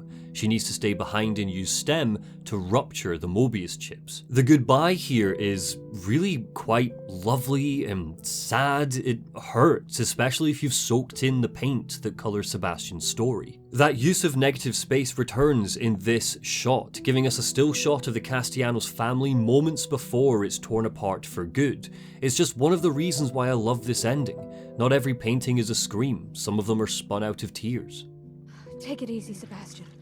You're safe now. Lily. Where's Lily? As Sebastian's evacuated, we witness the death of Mobius. Myra's plan worked. Kidman watches as her boss, who held her on such a tight leash all this time, who haunted her adventure through STEM in the last game, he dies. Horribly, painfully, but he dies like a man. That's all Mobius ever was, not monsters, men. I know there were some who were disappointed that Mobius, especially the administrator, was killed off so quickly just in Game 2, but considering the fact we might never get the Evil Within 3, I'm pretty okay with this ending. The series villain is dead, and there are plenty of threads to tug on for another game. Ruvik is still out there. He could build STEM in a day. Joseph is still missing. Maybe the administrator has a digital copy of himself uploaded inside the system. The rules of the Evil Within are so fluid and open that really, you can do anything with this concept. If you've made it to the end of this video, there's a good chance you don't think the Evil Within 2 is a very sucks game. I think it elevates almost everything from the first and transforms a unique horror game concept into something that's overflowing with its potential. It is a damn shame that the sales figures pushed Tango Gameworks to look elsewhere. Shinji Mikami and John Johannes have since said they're working on a game that is, quote, the complete opposite of horror, and Ikumi Nakamura has spun off to head her own game studio. I think The Evil Within 2 is probably the best game Tango Gameworks has made, but it looks like they're not investing time into sketching out more ideas for this universe, which is kinda tragic when you think about it. At least this means Sebastian gets to ride off into the sunset with Lily. Not quite a happy ending, but just like this game, a beautiful one.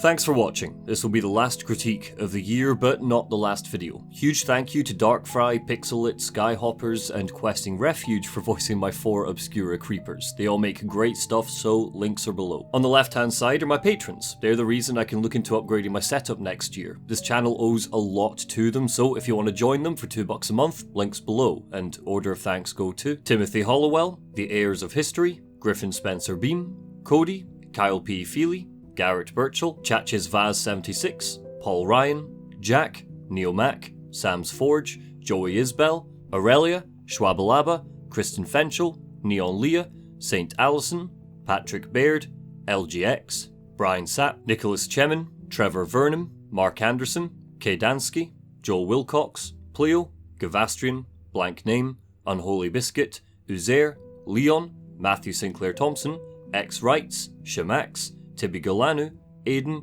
Jonathan Riggs, Ace Attorney Fan 621, Zachary Johnson, Dexter TK421, DNSCH, Jordan S, Jared Trainham, Nick, Damp Gibbon, Monicari, Kieran Gresty, Lamar825, Jeremy Shore, Ike N, The All Brand Man, Tempe, Courtney Wampler, Anthony Holder, David J. Morin, Minito, Callum Armitage, Christopher Tierney, Torstein Sunnis, Fipsy, Derek DeRosia, Luca, Tom Inns, Sammy Stuff, Jaguke, Alberto Calles, Austin Long, Type Raz, Dini, Zachary Powers, Andrew Minos, Compulsory Fungus, Prospero, Neuen Guterres Nopoff, Alan Black, Callsign Noor, David Bedard, CC, Jared Helfer, Mooker, John Foster Ag, Robert Capel, Matt McCulloch, Ethan, Paul W, Chief Sweep, Ehor May, Jonathan Lum, Eddie Wingfors, Rees, Strupp, Angry Optimist, Yana Grasfrau, Mr. Fredo Renton, Laurel Possum, Long Cheddar, Jordan Halsey, Talkster, Donis Conva, Ashley Broning, 100 Sams, My Friend Neil, Nathaniel Waters, Dinkin Pearson, Kyle Piers, Lonely Ronan, Kane Highwind, and Neve Care. Thank you all so much and take care.